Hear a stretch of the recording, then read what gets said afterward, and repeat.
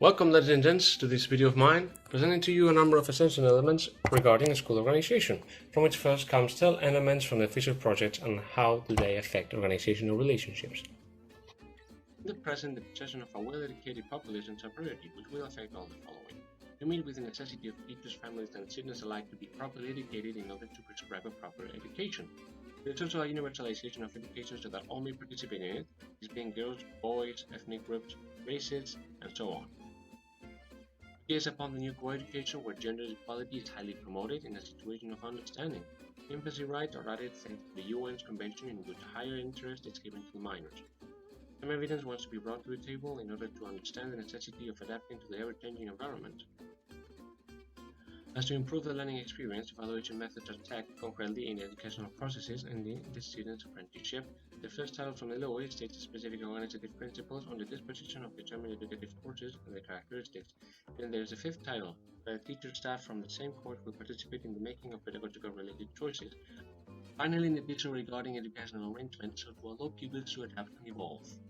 Such data pieces are relevant to these connections in a way that most have to do with how they are organized or are important to them. But now we are going to see the factors related to the complexity of organization that hinder our schools as learning communities. Schools are indeed complex organizations within other complex organizations that tangle this game even more.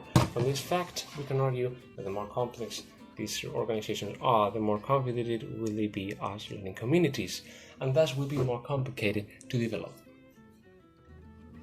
Since many factors take place when it comes to recreating them from their complexity, such as the context.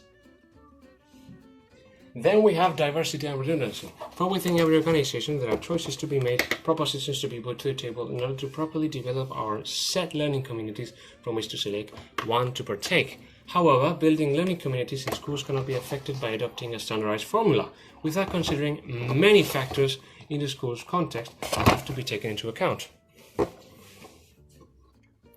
Then there is randomness and deterministic order, where we see that constant change, development, and adaptation certainly complicate managing school where human growth and development are not measured simply, but occur over time at different paces for individual learners.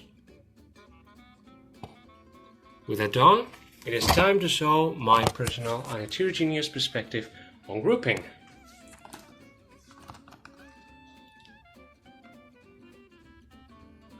Groups must be always different for each class. That's a first. They will be always of mixed gender unless a specific occasion takes place.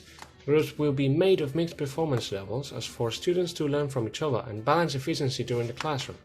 This will have the only exception of students with special needs that will be put together unless the teacher considers they are capable of participating during the activities with other groups.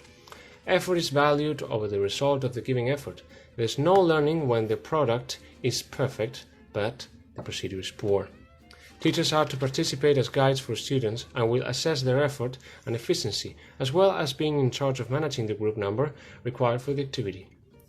In general words, my leadership style is that of an authoritarian participative mix, founded by rigorous rules as to ensure efficiency, but my rules are not absolute, nor excessively restrictive, nor do they determine the attitude of imposition. There is no control as long as there is effort. There is always emotion, and of course, there is always empathy for all. Last part.